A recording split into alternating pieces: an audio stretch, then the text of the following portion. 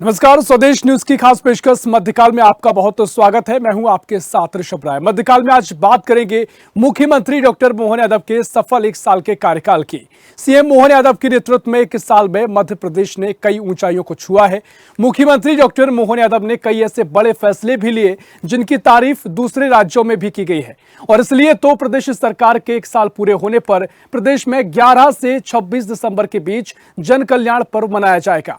इस दौरान सभी जिलों में महिला, किसान, युवा, गरीब कल्याण समेत विकास से जुड़े विभिन्न कार्यक्रम आयोजित किए जाएंगे, और साथ ही 1 पखवाड़े तक मनाए जाने वाले जन कल्याण पर्व के आयोजन के लिए मंत्रियों की अध्यक्षता में राज्य स्तरीय समितियां बनाई गई हैं।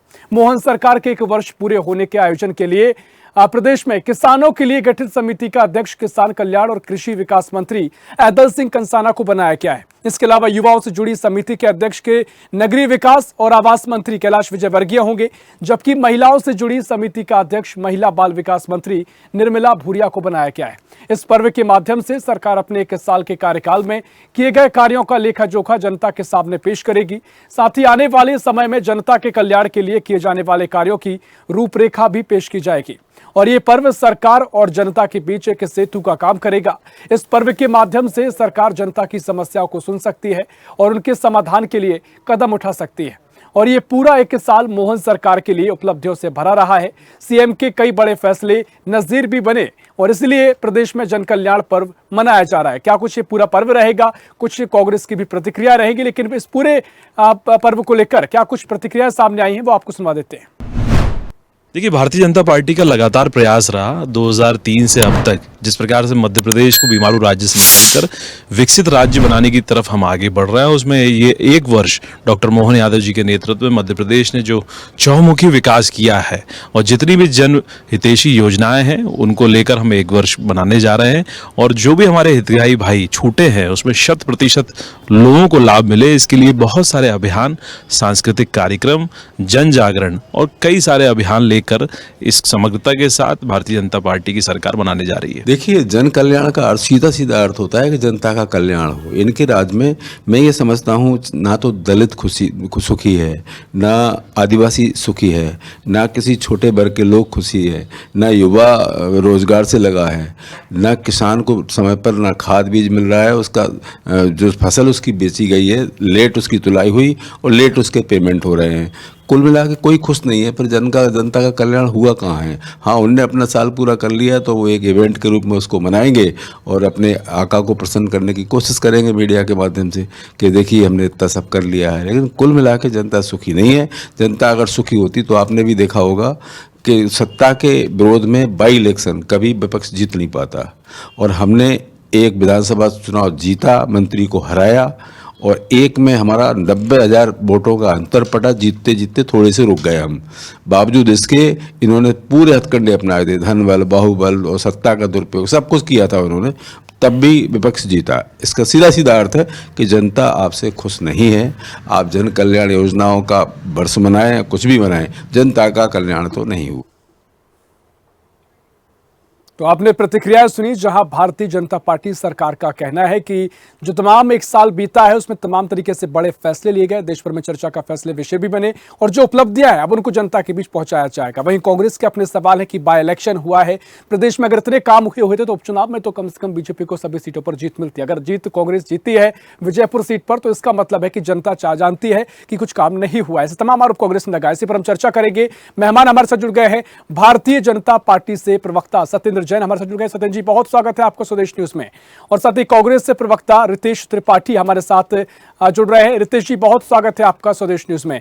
चर्चा की शुरुआत करेंगे। मध्य प्रदेश की मोहन सरकार के कार्यकाल को 13 दिसंबर 2024 को 1 साल पूरा होने जा रहा है, और इस 1 साल के मौके पर जन कल्याण पर्व मनाया जा रहा है।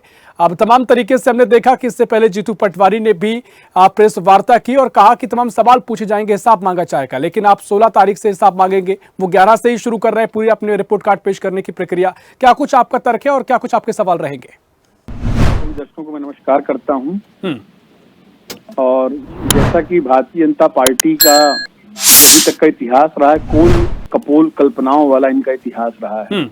मध्य प्रदेश को इन्होंने कर्जे का प्रदेश बना डाला है, और जब भी कोई बात होगी, विषय कोई भी हो, ये सिंचाई का एरिया बताना चालू कर देंगे और हवाई आंकड़े बताना चालू कर देंगे। एक साल में ये सरकार 9 महीने में तो गर्भ में बच्चा ही पैदा हो जाता है, पर विकास इनका पैदा नहीं हो पा रहा है। निरंतर जब से मुख्यमंत्री जी ने कमान संभाली है, वो उसी बात के चारों तरफ घूम रहे हैं कि इंडस्ट्रियल इनक्लेव। अरे आप कहीं कुछ करवा के तो दिखाइए। आपने जितने काम किए सभी कामों ने आपने अंतिम में यू टर्न मार दिया। आपने पहले काम रात के 12 बजे तक बाजारों को खोलेंगे, अंतिम में क्या हुआ? आपने उसको अपनी योजना को बाहर ले लिया। अभी आपने परसों देखा कि प्रदेश के 2 दिग्गज मंत्री मुख्यमंत्री के साथ तू मैं कर रहे हैं भरी कैबिनेट में। ऋषभ जी, क्या आपने नहीं देखा? क्या पूरे प्रदेश ने नहीं देखा? क्या पूरे प्रदेश ने ये नहीं देखा कि मुख्यमंत्री के घर के दरवाजे में एक 26 वर्षीय बिटिया के साथ प्रदेश की किस तरह से न केवल रेप होता है बल्कि वीडियो पूरे मध्य प्रदेश में वायरल होते हैं? क्या ऋषभ जी, भारतीय जनता पार्टी काबिल प्रवक्ता इस बात से इंकार कर सकते हैं कि national crime record bureau NCRB के आंकड़े इस बात को साफ रूप से प्रदर्शित करते हैं कि मध्य प्रदेश में हरिजन आदिवासियों पर अत्याचार सबसे अधिक बढ़े हैं। मध्य प्रदेश में महिलाओं के विरुद्ध अपराध में बहुत तेजी से वृद्धि आई और मध्य प्रदेश टॉप पर पहुंच गया है। क्या आप इस बात से इंकार कर सकते हैं कि मध्य प्रदेश से किए गए लगभग सारे वादे खोखले साबित हुए हैं? क्या किसान को 2700 मिल रहा है? क्या किसान को 3200 रुपए गेहूं का मिल रहा है? क्या हमारी बच्चियों को, महिलाओं को क्या 3000 रुपए की राशि देने की बात कही गई थी, क्या वो मिल रहे हैं? मध्य प्रदेश में आप हमेशा इंडस्ट्रियल इनक्लेव की बात करते हैं। मैं पूछना चाहता हूं कि मध्य प्रदेश में जो वन विंडो कॉन्सेप्ट होता है सिंगल क्लिक का, वो हो गया है क्या? सिंगल विंडो कॉन्सेप्ट जो आज से 20 साल पहले गुजरात में हो चुका है, तो क्या मुख्यमंत्री का चेहरा बदल देने से क्या प्रदेश का विकास होने लगता है? आए दिन मध्य प्रदेश की सरकार करोड़ों रुपए कर्ज लेती है। 4.5 लाख करोड़ का कर्ज मध्य प्रदेश पर अब तक लग चुका है और चारों तरफ भ्रष्टाचार का आलम ये कि इनके खुद के मंत्री मुख्यमंत्री चीख कर इस बात की गवाही देते। परसों मैं खुद जिला पंचायत का सदस्य हूँ, हमारे SDM और हमारे विधायक के बीच, जो कि भाजपा के विधायक है, तू मैं भरी सभा में हुआ एक दूसरे पर, और खुद इनके विधायक ने राजस्व विभाग पर भ्रष्टाचार का आरोप और कहा कि पूरे मध्य प्रदेश में ठीक है रितेश जी, आप ये तमाम सवाल खड़े कर रहे हैं और जीतू पटवारी भी कह चुके हैं कि 16 दिसंबर से वो हिसाब पूरा मांगेंगे, लेकिन बीजेपी की सरकार तो 11 दिसंबर से अपना रिपोर्ट कार्ड पेश करने जा रही है और सब विभाग बांटे गए हैं, मंत्रियों को ड्यूटी लगाई गई, समिति का अध्यक्ष बनाया गया है, तो वो तो पहले से आपको हिसाब देने के लिए तैयार है। झुंझुना है तो भारतीय जनता पार्टी के पास एक झूठ का झुंझुना है, उन्हें झूठ बोलने से कतई परहेज नहीं है। अगर खुली आंखों से स्वप्न देखने वाले ये लोग हैं, अरे तो मैंने तो आपको आंकड़े बताएं कि NCRB के आंकड़े ये कहते हैं, रजिस्टर्ड श्रम विभाग की वेबसाइट में 35,38,000 मध्य प्रदेश के युवा बेरोजगार घूम रहे हैं। 4.5 लाख का करोड़ मध्य प्रदेश पे है। अपराध, क्राइम और भ्रष्टाचार की मध्य प्रदेश राजधानी बन चुका है। इन सब आंकड़ों से इंकार कर सकते हैं क्या? पहले डकैत जंगलों में हुआ करते थे और अब डकैत हमारे वल्लभ भवन में बैठे हैं। हर विभाग भ्रष्टाचार की भेंट चढ़ चुका है। इनके पास ले दे के एक कोई काम है तो पी कर कांग्रेस को गाली देना। अरे 2 दशक पहले मध्य प्रदेश में कांग्रेस सरकार हुआ करती थी, अब तो कांग्रेस फोबिया से बाहर आई है। जब भी हम इनके आंकड़ों पे बात करते हैं, हम इन्हें आईना दिखाने काम करते हैं कि तत्काल पलटी मार के कांग्रेस में ये हुआ, कांग्रेस में हुआ। जो बच्चा उस समय कांग्रेस में पैदा हुआ, जो खुद एक बच्चे का बाप बन चुका, अब तो कम से कम आज में जीना शुरू करिए, अब तो अपनी असलियत पहचानिए। ठीक है, आपके ये तमाम सवाल है इस पूरे 21 साल के कार्यकाल को लेकर आपने अभी सवाल खड़े किए, आपके प्रदेश अध्यक्ष भी सवाल खड़े कर चुके हैं। चर्चा को आगे बढ़ाएंगे। सत्येंद्र जैन जी, मैं आपके पास आ रहा हूँ। जिस तरीके से 1 साल का कार्यकाल पूरा हो रहा है, भारतीय जनता पार्टी की सरकार ने जन कल्याण पर मनाने की शुरुआत करने की बात कही है, उपलब्धियां निश्चित तौर पर आप बताएंगे, लेकिन कांग्रेस के जो सवाल है कि इस 1 साल में कर्ज लगातार लिया गया है, अब वो 16 दिसंबर से आपसे पूरा हिसाब किताब मांगेंगे। हालांकि आपने ऐलान कर दिया है कि आप 11 दिसंबर से ही इस पूरे 1 साल को लेकर उपलब्धियां बताएंगे, तमाम तरीके से रिपोर्ट कार्ड पेश किया जाएगा। अभी जो रितेश त्रिपाठी जी ने सवाल खड़े किए हैं, वो कह रहे हैं कि तथ्य के साथ आंकड़े बताइए और आंकड़े पूरे दीजिए कि क्या कुछ हुआ है, NCRB के आंकड़े पेश कीजिए और किस मामले में, किस पायदान पर मध्य प्रदेश, पूरी जानकारी इसकी दीजिए।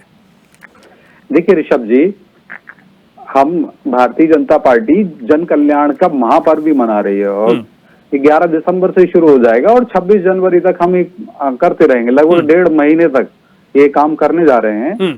तो ये बहुत बड़े, ये भगवान रूपी जनता के लिए जन कल्याण पर्व हम चला रहे हैं, क्योंकि हम मध्य प्रदेश को मंदिर मानते हैं और जनता हमारे लिए भगवान है।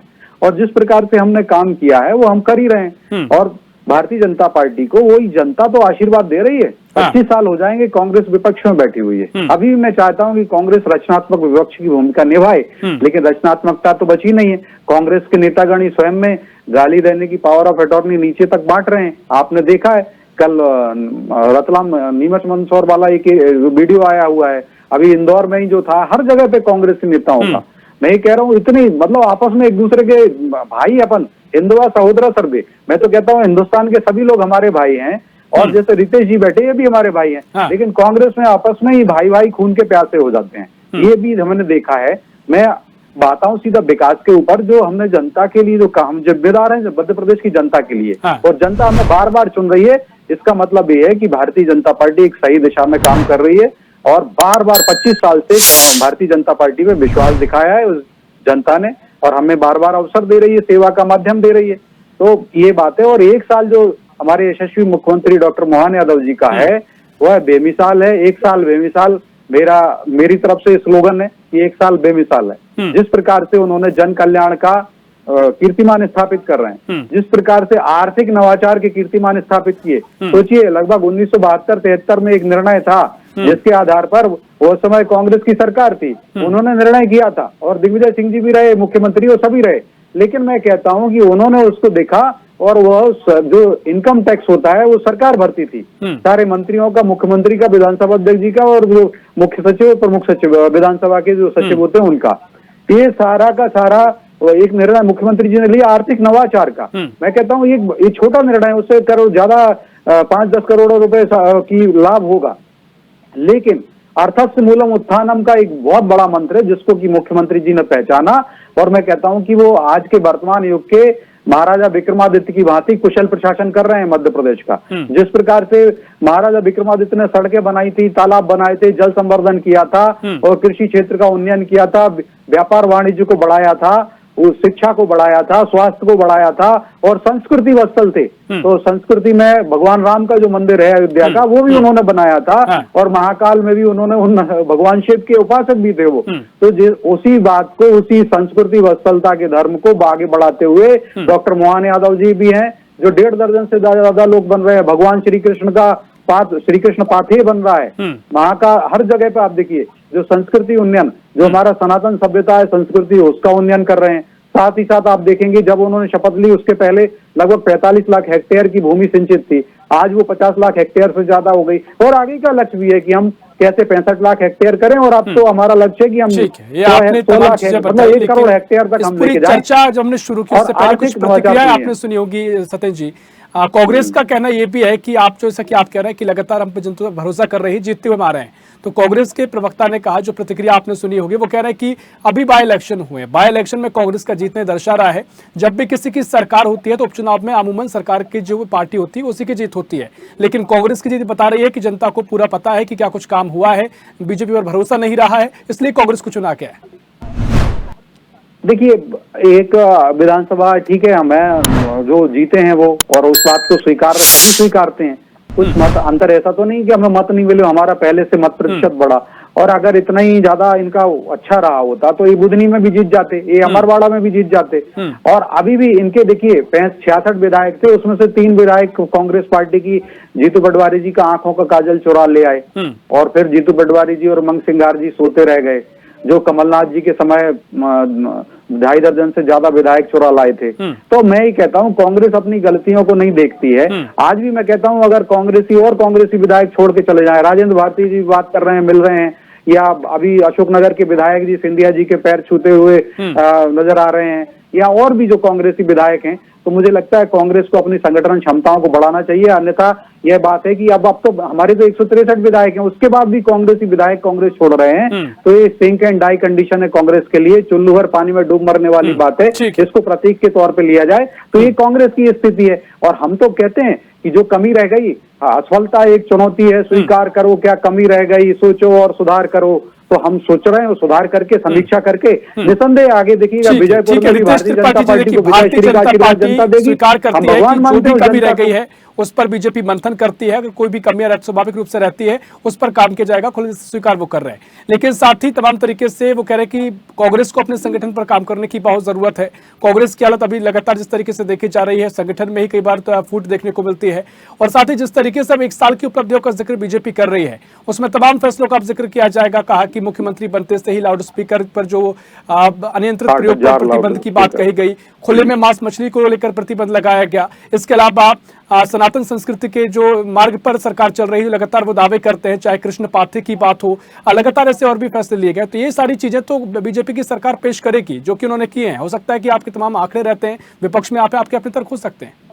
देखिए, सबसे इम्पोर्टेंट बात मैं आपको ये बताना चाहूंगा कि जहाँ तक मैंने आपसे शुरू में पहले ही बात आपके संज्ञान डाली थी कि भारतीय जनता पार्टी की सारा जो आंकड़ा है वो सिंचाई हमने इतना रकबा सिंचित कर दिया, मात्र इसी के आसपास घूम। मैंने कहा था या नहीं कहा था ऋषभ जी, इनने उसी बात को दोहरा दिया। मतलब एक भी डिबेट में ये बिना अपने उस फर्जी आंकड़े के जी नहीं पा रहे। हालत ये नंबर 1। नंबर 2, इन्होंने गाली गलौज की बात कही, तो मैं अपने काबिल भाजपा प्रवक्ता से अनुरोध करूंगा कि जरा उज्जैन का जो भी गृह जिला है मुख्यमंत्री जी का, वहाँ पूर्व विधायक के साथ जो जूतम पे जूता हुआ है उसको जरा दिखाइए वीडियो। ये सब देख के बैठा करे चैनल में, आते हैं चैनल में और ये भूल जाते हैं कि आप लोग के लोग क्या क्या गुल खिला रहे हैं। अगर आप वो नहीं देख पाए तो कम से कम मुख्यमंत्री जी के साथ आपने कैलाश विजयवर्गीय जी और प्रहलाद पटेल की तू मैं तो देखी ही होगी, कम से कम उसको आप देखकर चैनल में बैठिए। अगर आप वो भी नहीं देख पाए तो आपने कुंवर विजय शाह का पार्टी के प्रति जो अल्टीमेटम जारी किया गया, जो उनके विधायक प्रदीप पटेल सरकार के खिलाफ धरने पर बैठे, जो मुख्यमंत्री को अपशब्द कहे गए, उन्हें जेल भेजा गया, ये सब तो आपने देखा होगा। आपने बिश्नोई जी जो आपके पार्टी के शीर्ष विधायक है, वरिष्ठ विधायक है, उनने किस तरह मुख्यमंत्री पर तंज कसा और वो साधा। आपने कैलाश विजयवर्गीय का देखा होगा स्टेटमेंट की हमारे यहाँ कहाँ कहाँ गांजा बज रहा है, कहाँ कहाँ नशीले मादक द्रव्य बिक रहे हैं, कहाँ से आ रहे हैं, ये सब मुझे मालूम है। स्टेटमेंट सुना होगा जिसमें इतनी सारी कमियां हो। हमारे कहावत जो सूपा कहे तो कहे चलनी क्या कहे, उसमें तो 36 छेद हैं। तो 36 छेद होने वाली भारतीय जनता पार्टी को जनता ने आईना दिखाने का काम किया है। और रही बात सनातन की, तो ये निरंतर धर्म की आड़ पर राजनीति के गुल खिला रहे हैं। मैं अक्सर कहता हूँ और फिर कहता हूँ, धर्म एक अलग चीज है। कार्यकर्ताओं को भगवान तुल्य कहना और बाद में उनके साथ ही अत्याचार करना और जनता को भगवान कहना, ये वही जनता है जो गरीबी की मार झेल रही है। वही जनता है जहां हर घंटे एक बलात्कार होता है। ये वही जनता है जहां का किसान आपके खिलाफ आंदोलन में बैठा है। ये वही जनता है जहां पर मंदसौर में हमारे वर्तमान कृषि मंत्री जी ने गोलियां चलवाई थी। ये सब आंकड़े को आप भूल मत जाइए। ये वही जनता है जहां का युवा बेरोजगार खून के आंसू रो रहा है। और आप इस जनता को भगवान रूपी करते हैं, या तो आप भगवान को नहीं मानते और या तो आपको सनातन मजाक का विषय लगता है। आप धर्म को अलग रखिए और राजनीति को, आप भगवान को अपने एजेंडे का पात्र मत बनाइए। भगवान अलग चीज है। अगर आप भगवान आपके साथ होता तो आप नासिक भी हारे, चित्रकूट भी हारे, अयोध्या भी हारे, आप काशी विश्वनाथ भी हारे, आप चारों तरफ आपकी पार्टी निरंतर जवाब दे दूं? सामना। ठीक है सत्येंद्र जी, भगवान रूपी जनता का अपमान बीजेपी की सरकार कर रही है। मैं आपको बताना चाहता हूँ। देखिए मैं बहुत सारी बातों पे आना चाहता हूँ, लेकिन प्रथम दृष्टया एक बात इन्होंने सही कही कि जो है सनातन के ऊपर, लेकिन हम तो मानते हैं अभी अपने खड़गे जी को समझाएं, या खड़गे जी बड़े हैं या हमारे मित्र बड़े हुए हैं कांग्रेस में शीर्ष पद पर। तो वैसे अगर नियमानुसार बोले नैतिकता की दृष्टि से तो सबसे ज्यादा शीर्ष पद पर विराजमान है तो मल्लिकार्जुन खड़गे हैं। और वही देखिए, वही खुद कह रहे हैं कि अब कांग्रेसियों को 11 ज्योतिर्लिंगों पे जाना चाहिए, 12 ज्योतिर्लिंग पे नहीं जाना चाहिए, क्योंकि 12वें ज्योतिर्लिंग तो वो स्वयं है, उन्होंने स्वयं माना। तो धिक्कार है ऐसी कांग्रेस को जिसमें कि उनके राष्ट्रीय अध्यक्ष स्वयं कह रहे हैं और वो भी पाखंड कर रहे हैं कि वो ज्योतिर्लिंग का उनका नाम है मल्लिकार्जुन, क्योंकि वो पहले कह चुके हैं कि अगर मोदी जी जीतेंगे तो सनातन की सत्ता आ जाएगी। तो आप सनातन की देखिए, सनातन को अपमानित करने वाले, लज्जित करने वाले कांग्रेस के राष्ट्रीय अध्यक्ष हैं। तो आज मुझे लगता है हमारे मित्र जो हैं क्षमा याचना कर लेंगे उसी भगवान रूपी जनता से, जिसको हम लोग मानते ही हैं। और आप देखिए, वही भारतीय जनता पार्टी की सरकार है और माताओं बहनों के साथ में अगर दुराचार किया है जाता है तो भारतीय जनता पार्टी की सरकार ने, हमारे यहाँ मध्य प्रदेश में माननीय शिवराज जी मुख्यमंत्री थे, तब मृत्यु दंड का प्रावधान लागू किया गया। या मान लें कि 45-46 साल तक कांग्रेस की सरकारें नहीं थी, या मध्य प्रदेश का गठन अभी हुआ है जब शिवराज जी ने इस नियम को लागू किया, या देश में प्रधानमंत्री मोदी जी ने इसको मृत्यु दंड का कानून बनाया। तो मान लें कि 56 साल से ज्यादा कांग्रेस का शासन नहीं रहा देश के अंदर। तो आप देखिए, माताओं बहनों को नारायणी मानने वाली भारतीय जनता पार्टी, ये तो उन माताओं बहनों के साथ में पाप करते आए हैं। और जो हम कन्या पूजन करते हैं, अभी मैं ज्यादा और पे जा नहीं रहा इनके कांग्रेसी नेताओं के गंदे बयानों पे, प्रदेश अध्यक्ष जीतू पटवारी जी के चाशनी और रस ढूंढने वाले आपत्तिजनक महिला विरोधी बयानों पर। मैं तो ये जा रहा हूं कि हम जब नवदुर्गा की पूजन करते हैं, कन्या पूजन करते हैं, या हम किसी शासकीय कार्य भी करते हैं तो हम कन्या पूजन करते हैं, जिसके कारण मध्य प्रदेश का लिंगानुपात में एक गुणात्मक वृद्धि हुई है। 910 11 के आसपास था, आज 970 के आसपास चल रहा है। तो वो हम ये काम करते हैं नारी को नारायणी मानने का। ये कांग्रेस तो कहती है कि भारतीय जनता पार्टी ये काम करती है, ढोंग करती है, कन्या पूजन करना ढोंग है इनके हिसाब से। मैं और जो महिलाओं विरोधी आपत्तिजनक नारे हैं और जिस प्रकार से जो बयानबाजी है कांग्रेसी नेताओं की, वे नहीं जा रहा हूं उस पर। तो हम तो नारायणी मानते हैं और करेंगे। और अगर हमारे यहाँ कोई अगर ऐसे कोई भी अगर हमारे नेताओं ने जो बयान दिए, लेकिन उसके ऊपर पार्टी का अनुशासन है, कार्रवाई जीतू पटवारी ने की थी, उसमें सवाल पूछा गया। हालांकि कांग्रेस का पारंपरिक सवाल हो गया है, वो कह रहे हैं कि एक साल में आप अपनी उपलब्धियां बताइए और वो बताएंगे कि एक साल में कितना कर्ज सरकार ने लिया। तो कर्ज को लेकर लगातार सवाल खड़े होते रहे। देखिए ऋषभ जी, कर्ज के जो बात कह रहे हैं, पहली बात तो कि मध्य प्रदेश को बीमारू राज्यों की श्रेणी में लाने वाली कांग्रेस पार्टी रही है, कांग्रेस की सरकारें रही हैं। और आशीष घोष जी एक बड़े अर्थशास्त्री हुए, राजीव गांधी जी जब प्रधानमंत्री थे और उन्हीं के समय के बड़े उनके प्रिय अर्थशास्त्री थे, उन्होंने ही बताया था मध्य प्रदेश कभी भी बीमारू के टैक्स से बाहर नहीं आएगा। लेकिन ये भारतीय जनता पार्टी को अवसर मिला, जनता ने अवसर दिया भगवान रूपी, और हमने आज उस टैग को हटा दिया और आज मध्य प्रदेश टॉप 5 स्टेट्स में है। और बहुत सारी एक साल का पूरा कार्यकाल काफी महत्वपूर्ण रहा, कई फैसले लेके आपके अपने तर्क है, कांग्रेस लगातार अपने सवाल कर रही है। समय हमारे पास इतना ही है। सतेज जी बहुत शुक्रिया करना चाहूंगा चर्चा में शामिल होने के लिए। रितेश जी बहुत शुक्रिया चर्चा में शामिल होने के लिए। तो मध्य प्रदेश की मोहन सरकार के कार्यकाल का 1 साल पूरा होने जा रहा है। इस 13 दिसंबर 2024 को 1 साल का कार्यकाल पूरा होगा। इस खास मौके पर जन कल्याण पर्व की शुरुआत बीजेपी की सरकार ने की है, लेकिन कांग्रेस ने भी अपने सवालों की शुरुआत कर दी है। कांग्रेस 16 दिसंबर को हिसाब किताब मांगेगी और पूरे 1 साल का रिपोर्ट कार्ड मांगेगी, लेकिन बीजेपी का कहना है तो हम जो उपलब्धियां हैं उनको सिलसिलेवार तरीके से पखवाड़े के रूप में इसको बताया जाएगा और पूरे 1 वर्ष को पखवाड़े के रूप में मनाया जा रहा है। फिलहाल के इस खास पेशकश मध्यकाल में इतना ही। देश प्रदेश की और भी खबरों के लिए देखते रहिए स्वदेश न्यूज, सबसे पहले देश। ऐसी ही खबरों के लिए हमें लाइक करें, शेयर करें, फॉलो करें और यूट्यूब पर सब्सक्राइब करें और बेल आइकन दबाना ना भूलें। साथ ही ताजा अपडेट्स के लिए हमारी वेबसाइट स्वदेशलाइव.com पर जरूर जाएं।